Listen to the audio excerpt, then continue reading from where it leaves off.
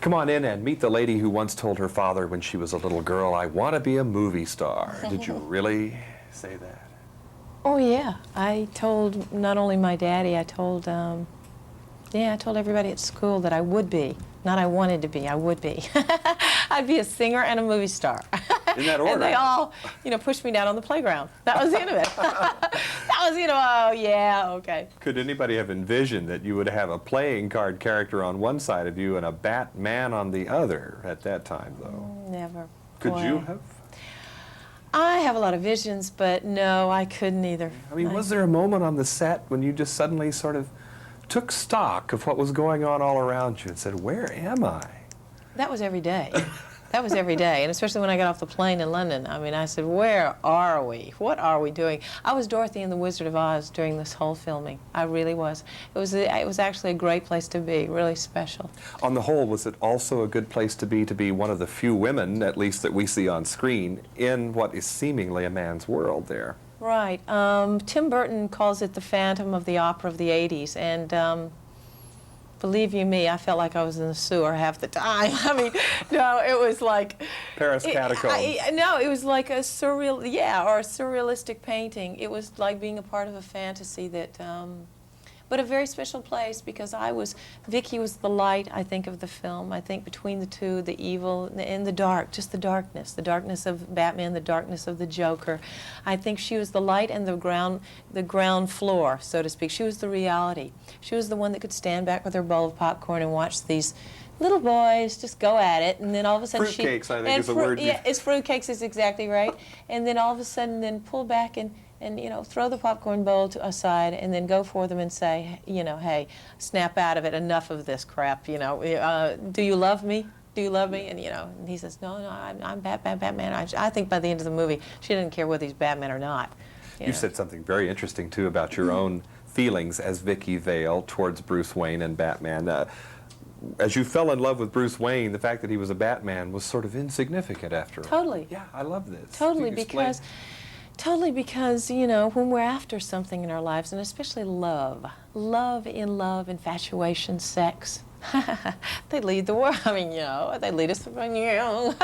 So, it's no different with Vicky Vale. I mean, she fell in love with Bruce Wayne. And, I don't care if he dresses up as Jack the Ripper and goes and whatever. It doesn't matter. By the end of the movie, I think she could care less about journalism. She could care less about bats. She could care less about the hoopla. She could care less. And then, so that's why it becomes unimportant. You mean love conquers all, even the instincts of a news hound? Absolutely. It's an old way to put it, but it's not. It lives forever. Is it really true that the Caped Crusaders' clothing or something came off on you? Traces of the rubberized substance? Yeah, yeah. It's just that Michael's outfit, it was so heavy and so hot, and it's, the heat. And there was a lot of heat on the set, and he was sweating half the time. He had to, the rubber itself was very black, and they had to spray it at times. It shined in certain ways, it would be offensive to the camera, whatever. So, therefore, they had to, mat it down with this black stuff, and it was all over me, all over him, all over... What kind of remover must you use to... I can't even remember what we used to get it off. I know it took a lot, it took something. It'd be hard to have a clandestine affair with a character like that and to be so telltale. I don't know. A little tough, but whoa. I don't know. Could I switch gears just a minute and ask you a question that I hope won't be embarrassing to you, but the kind of beauty that you have and that some filmmakers have explored on screen, there's a kind of an otherworldly quality to films like Stepmothers and Alien and this one. When does that become a detriment or a drawback in getting roles, when you have a quality that can be tapped like that? Right.